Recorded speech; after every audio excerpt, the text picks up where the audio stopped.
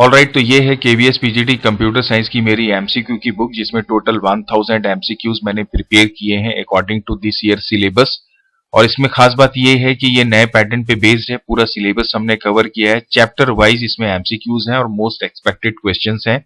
यदि इसके table of content को आप देखेंगे तो इसमें आप नोटिस करेंगे कि जो भी यूनिट्स केवीएस पीजीटी के लिए डिसाइड किए गए हैं, उसके हर एक चैप्टर के लिए हमने सेपरेट एमसीक्यूज रेडी किए हैं।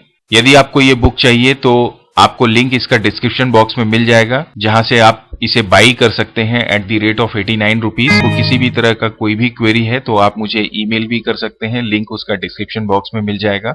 प्रीवियस सेशन में हमने लिस्ट के बारे में डिस्कस किया था, उसके पहले हमने स्ट्रिंग देख लिया है, पाइथन फंडामेंटल्स देख लिया है, प्रॉब्लम सॉल्विंग भी देख लिया है।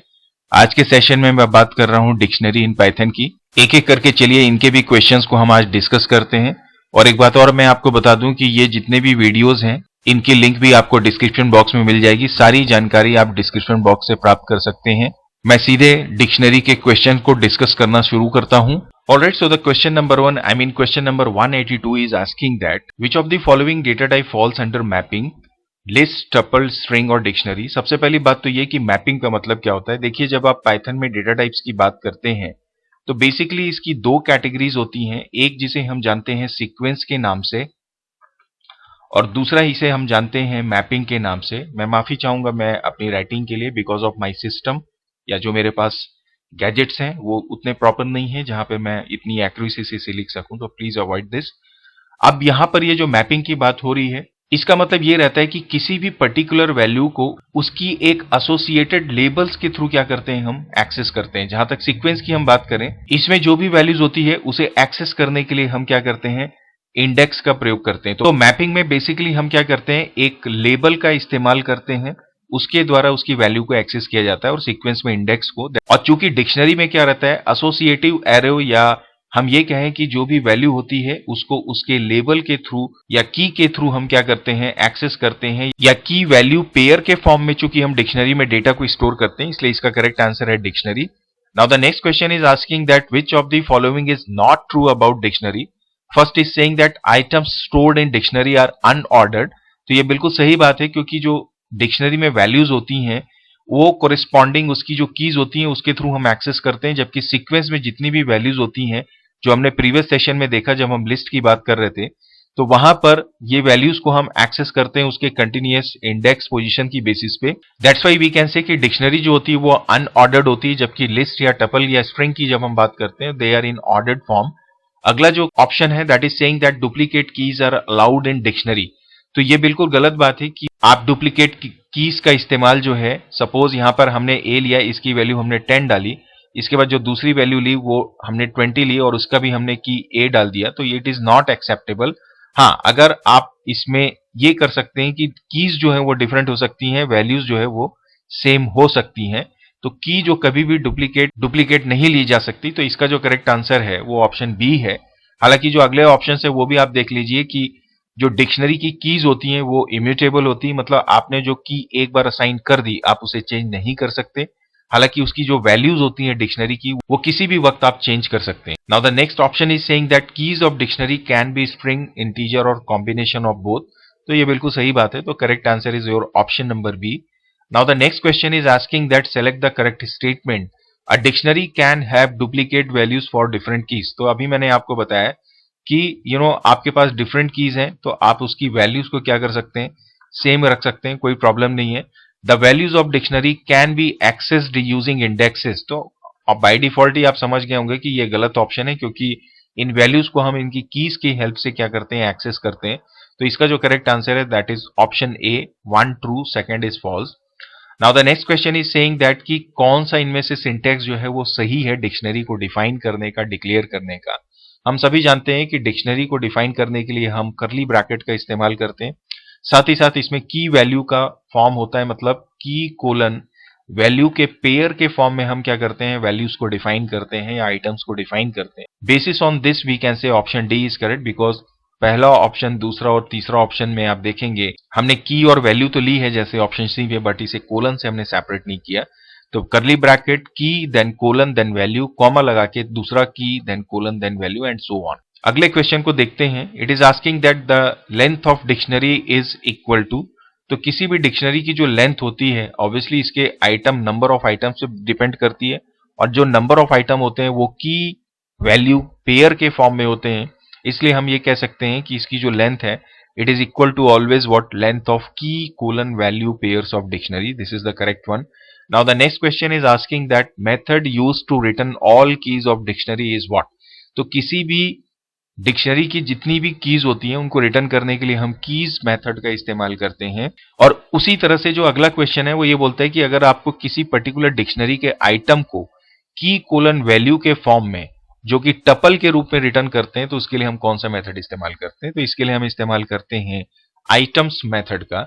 से फॉर एग्जांपल आपके पास एक डिक्शनरी है।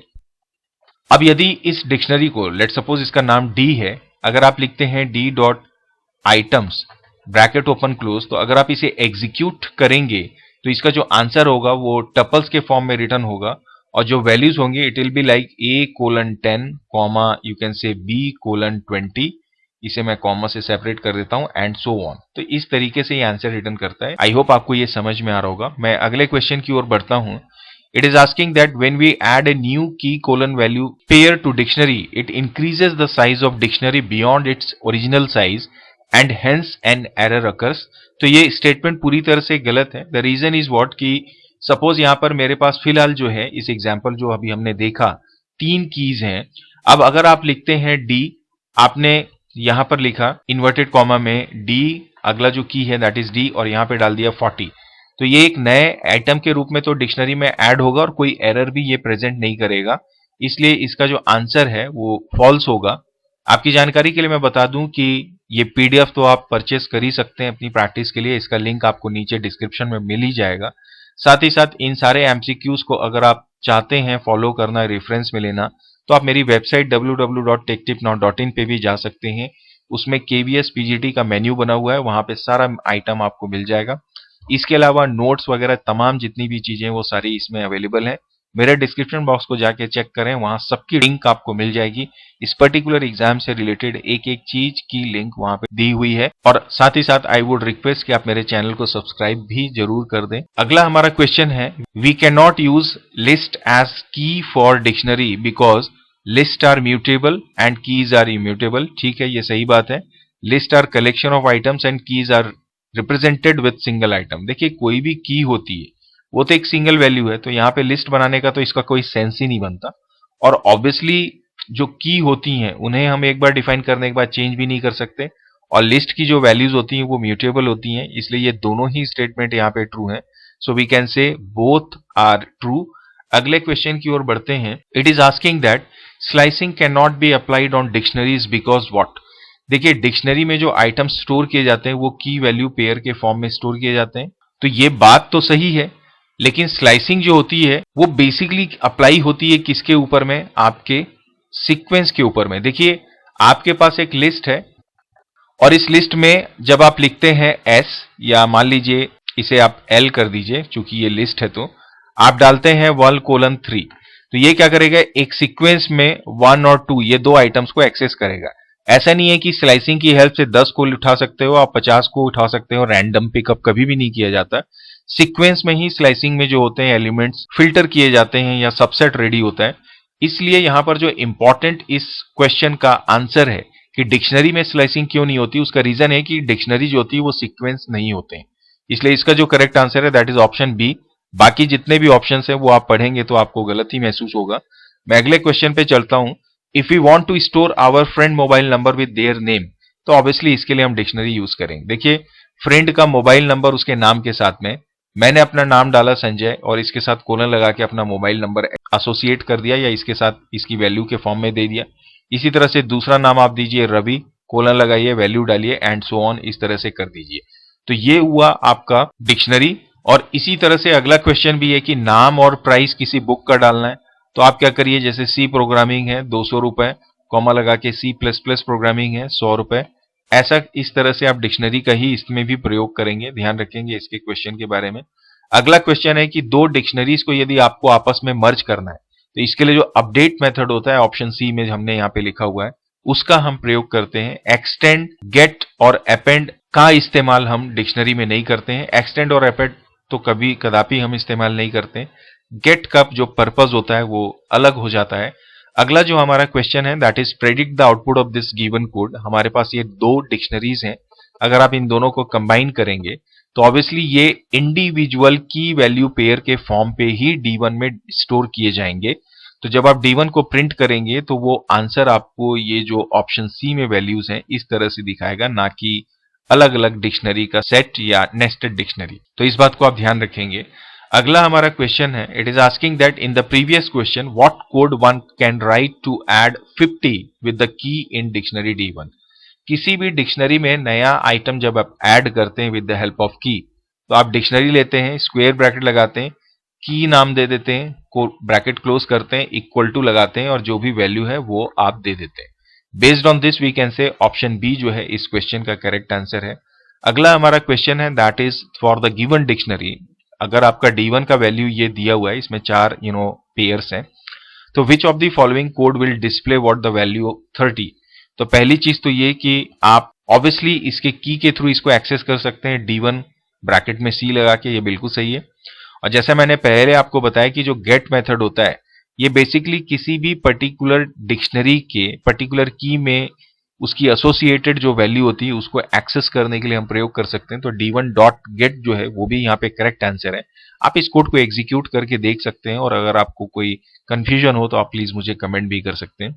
और तीसरा, आप कीज मेथड का भी इस्तेमाल कर सकते हैं, D1 डॉट कीज और ब्रैकेट में आप की वैल्यू पास कर दीजिए। And the third one is what D1 dot keys. तो ये एब्सोल्युटली रॉन्ग है क्योंकि D1 डॉट जब आप कीज करते हैं या डिक्शनरी डॉट कीज मेथड का इस्तेमाल करते हैं तो ये आपको रिटर्न करता है लिस्ट ऑफ कीज को। तो इसमें जो करेक्ट आंसर होगा that is both A and B। अगले क्वेश्चन की ओर बढ़ते हैं। It is saying that what will be the output of this following code. यहाँ पर ये डिक्शनरी बनी हुई है और जब आप D डॉट आइटम्स करेंगे तो मैंने शुरुआत में ही इसको एक्सप्लेन कर दिया कि ये आपको टपल के फॉर्म में वैल्यूज को रिटर्न करता है। सो इसका जो करेक्ट आंसर होगा, आप देखें यहाँ पर डिक्ट अंडरस्कोर आइटम, ये लिस्ट ऑफ टपल को रिटर्न कर देगा। यहाँ पे टपल के फॉर्म में ये वैल्यूज रिटर्न हो जाएंगी। अगले क्वेश्चन की ओर बढ़ते हैं।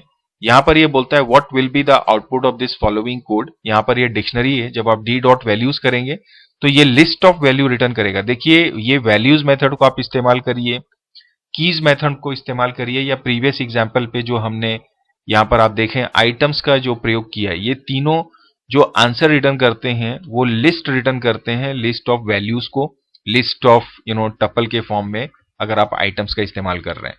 तो इसका भी जो आंसर होगा that will be option number D, dict underscore values bracket में 30 एंड 40। अगले क्वेश्चन की ओर बढ़ते हैं। It is asking that what will be the output of this following code. यहाँ पे ब्रैकेट में दो आइटम्स है C और D, और अगर आप D डॉट कीज कर देंगे तो अगेन लिस्ट ऑफ, एक्चुअली मैंने मिस्टेक ये कर दी कि यहाँ पर ये ऑप्शन D किया, एक्चुअली ये डिक्ट अंडरस्कोर वैल्यूज ब्रैकेट के अंदर में यहाँ पर लिस्ट को पास करेगा। उसी तरह से जब आप की को एग्जीक्यूट करेंगे तो ये लिस्ट तो पास करेगा लेकिन ये ब्रैकेट में होंगे किसके, डिक्ट अंडरस्कोर कीज के। आप चाहें तो इसे एग्जीक्यूट कर सकते हैं जैसे मैंने आपको बोला। किसी भी तरह के डाउट होने से प्लीज फिर से मुझे कमेंट करें। अगले क्वेश्चन की ओर आप बढ़ते हैं। फॉर द गिवन डिक्शनरी, यहाँ पर ये D1 दिया हुआ है। Which of the following code will delete value corresponding to key C। अब देखिए A है, B है, C है और D, चार इसमें एलिमेंट है, एक की हमारी C है। तो ऑब्वियसली जैसे हमने लिस्ट के केस में देखा कि हम पॉप मेथड का इस्तेमाल कर सकते हैं किसी पर्टिकुलर इंडेक्स पे एग्जिस्ट करने वाली वैल्यू को, उसी तरह से हम यहाँ पर D1 डॉट पॉप मेथड का इस्तेमाल करेंगे और यहाँ पे इंडेक्स की जगह उसका की पास कर देंगे तो वो पर्टिकुलर वैल्यू डिलीट हो जाएगी। इसी तरह से हम डेल मेथड का भी इस्तेमाल कर सकते हैं और यहाँ पर डिक्शनरी के स्क्वायर ब्रैकेट में इन द फॉर्म ऑफ लिस्ट हम कॉलम की को पास कर दीजिए तो भी ये डिलीट कर देगा। Now the next option is saying that D1 dot remove bracket में C, so this is absolutely wrong. So the correct answer of this question is what, option number D, that is A and B। अगला जो question है it is saying that find the output of this given code. यहाँ पर ये list बनी हुई है, अगर आप इसमें प्रिंट करते हैं ब्रैकेट में सैन इन S तो ये क्या आंसर करेगा। तो देखिए सैन की है जिसको यहाँ पर ये चेक करेगा विद द हेल्प ऑफ इन, और हम जानते हैं इन को हम बोलते हैं या जानते हैं मेंबरशिप ऑपरेटर के नाम से। तो ये मेंबरशिप ऑपरेटर यहाँ पर क्या करेगा, बताएगा आपको कि क्या ये सेन यहाँ पे एग्जिस्ट करता है कि नहीं। तो ऑब्वियसली इसका आंसर क्या होगा, ट्रू होगा। देखिए जब आप डिक्शनरी में ट्रैवर्सिंग करते हैं, ट्रैवर्सिंग का मतलब जैसे आपने लिखा फॉर और यहां पे लगाया आई इन डी, तो ये क्या करता है, डिक्शनरी के जो डिफॉल्ट कीज होती हैं उनको यहां पर क्या करता है, चेक करता है, ना कि वैल्यूज को। इसलिए जब आप मेंबरशिप ऑपरेटर भी इस्तेमाल करेंगे तो ये वैल्यूज की जगह क्या करेगा, सेन को लेगा। अगर यहां पर ये लिखा होता 40 इन एस तो शायद आपको इसका आंसर क्या मिलता। हालांकि फॉल्स रिटर्न नहीं करता, वो आपको यहां पर एरर शो कर देता है कि एस में ये वैल्यू ये की एग्जिस्ट नहीं करती, क्योंकि वो इस 40 को यहां पर की समझने की कोशिश करता। तो इस क्वेश्चन का आंसर ये करेक्ट है। अगला जो हमारा क्वेश्चन है यहां पर ये बोलता है कि अगर ये हमारी डिक्शनरी है, अब इसमें से यदि आप देखें पैन को एग्जीक्यूट करने का, तो यहां पर 4 कीज हैं, सैन, मैन, डैन और वैन। तो अगर पैन नाम की को आप एग्जीक्यूट करेंगे जो एग्जिस्ट ही नहीं करती, तो ये आपको क्या प्रदर्शित कर देगा, यहां पर की एरर शो कर देगा। सिमिलरली अगला क्वेश्चन है जहां पर ये फिर से डिक्शनरी है और यहां पर इसने क्लियर मेथड का इस्तेमाल किया है। तो अगर आप इस कोड को एग्जीक्यूट करेंगे और उसे प्रिंट करेंगे तो ये आपको एक ब्लैंक डिक्शनरी रिटर्न करेगा, क्योंकि क्लियर मेथड क्या करता है, किसी भी एग्जिस्टिंग डिक्शनरी के जो सारे एलिमेंट्स होते हैं उनको डिलीट कर देता है। सिमिलरली हमारा अगला क्वेश्चन है, find the output of this code given below. अब यहां पर ये हमारा डिक्शनरी है। अब देखिए यहां पर जो मैं ट्रैवर्सिंग की बात कर रहा था वो यहां आ जाएगा। तो जब आप फॉर ए इन एस करेंगे तो ये पाइथन क्या करेगा, इसकी जो कीज हैं उनको क्या करता है, एक्सेस करता है, एक्सट्रैक्ट करता है, उनको एक एक को क्या करेगा, यहां पे डिस्प्ले करेगा। तो इसका जो आंसर आएगा that will be san, man, van, dan.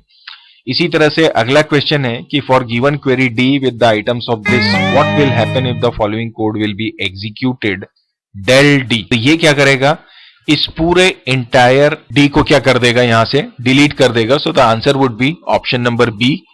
इसी तरह से अगला क्वेश्चन है प्रेडिक्ट द आउटपुट। यहां पर ये डिक्शनरी है, यहां पर डी ब्रैकेट में जेन इक्वल टू 12 कर दिया, फरवरी में इसने 12,18 कर दिया।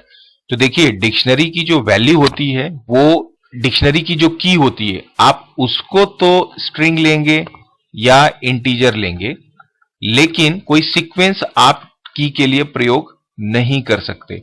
जब मैं सीक्वेंस की बात कर रहा हूं मतलब वो लिस्ट भी हो सकता है, टपल भी हो सकता है। उसी तरह से हालांकि स्ट्रिंग भी होता है, लेकिन स्ट्रिंग चूंकि एक नेम है इसलिए इसको लिया जा सकता है। लिस्ट में हम वैल्यूज को कलेक्शन करते हैं इसलिए हम इसे नहीं ले सकते। लेकिन जब आप वैल्यू की बात करते हैं किसी भी डिक्शनरी की, तो वहां पर आप सीक्वेंस का प्रयोग कर सकते हैं, चाहे वो कोई लिस्ट हो चाहे वो कोई टपल हो। तो जब आप इस कोड को एग्जीक्यूट करेंगे तो ये डिक्शनरी सक्सेसफुली बन जाएगी और इसके जो एलिमेंट्स होंगे, जनवरी नाम की बनेगी जिसका एलिमेंट होगा 12, फरवरी नाम की जो की बनेगी उसका जो एलिमेंट होगा वो in the form of list itself ही स्टोर होगा। तो इसका जो करेक्ट आंसर होगा that will be your option number C. जनवरी में एक नॉर्मल इंटीजर और फरवरी में ये क्या हो जाएगा, इसका लिस्ट क्रिएट हो जाएगा। सिमिलरली हमारा अगला क्वेश्चन है that Veerappan created a dictionary D with the items this. उसके बाद में ये बोलता है कि now he wants to find the total of all the values of dictionary item, total of all the items. तो इसके लिए वो कौन सा कोड इसमें से एग्जीक्यूट करेगा। देखिए आइटम्स का मतलब क्या हुआ यहां पर, डी डॉट वैल्यूज। तो जब आप डी डॉट वैल्यूज को कॉल करेंगे तो लिस्ट ऑफ वैल्यूज मिल जाएगा। ये रिटर्न करेगा क्या आपको, से for example 10, 30, 40, 40 and what your 10। अब इस लिस्ट को मैनिपुलेट करने के लिए, सम फाइंड करने के लिए फिर हम क्या इस्तेमाल कर सकते हैं, सम मेथड का इस्तेमाल कर सकते हैं। तो इसका जो करेक्ट आंसर होगा that will be option number C, that is sum bracket में डी डॉट वैल्यूज। इसी तरह से हमारा जो अगला क्वेश्चन है that is question number 209। It is saying that कि ये हमारी डिक्शनरी जो पहले अभी हमने बनाई, यहां पर लार्जेस्ट की को यदि हमें फाइंड करना है तो कौन सा कोड हम एग्जीक्यूट कर सकते हैं या रन कर सकते हैं। तो पहले में बोलता है m equal to max D dot values. तो m में आपको क्या मिल जाएगा, सबसे लार्जेस्ट वैल्यू। अब ये बोलता है for k comma v in D dot items. तो देखिए जब आप इस तरह से ट्रैवर्सिंग करेंगे तो डी डॉट आइटम क्या करेगा, इंडिविजुअल जो वैल्यूज हैं जैसे 1:20 उसको उठाएगा, इसके 1 को ये एसोसिएट कर देगा k के साथ में, 20 को ये एसोसिएट कर देगा किसके, इसकी वैल्यू के साथ में। तो अब यहां पर क्या हुआ, k में आ गई की और v में आ गई वैल्यू। फिर हमने क्या बोला कि जो हमने m मतलब जो लार्जेस्ट वैल्यू यहां पे फाइंड की उसे हम कंपेयर करेंगे इस पर्टिकुलर पेयर के वैल्यू से। अगर वो इक्वल हो जाती हैं तो उसका जो कोरिस्पॉन्डिंग की है जिसे हमने के में स्टोर किया है उसको आप क्या कर दीजिए, प्रिंट कर दीजिए। तो इस तरह से हमें लार्जेस्ट वैल्यू मिल जाएगी या हम प्रिंट करा सकते हैं। तो ऑप्शन से बिल्कुल सही है। दूसरा, आप चाहें तो सीधे क्या करिए, ये यहां पर इसको हटा दीजिए। हमने सबसे पहले क्या किया, एम या लार्जेस्ट वैल्यू फाइंड की, सीधे हमने गेट मेथड का इस्तेमाल किया। जो भी वैल्यू हमने पास की है उसकी जो कोरिस्पॉन्डिंग की है वो यहां से रिटर्न हो जाएगी। तो इसका मतलब इसका जो करेक्ट आंसर होगा that is your option number C. तो इस तरह से ये डिक्शनरी से रिलेटेड मैंने ऑलमोस्ट 30 क्वेश्चंस प्रिपेयर किए इसी एमसीक्यू 1000 एमसीक्यू की सीरीज में।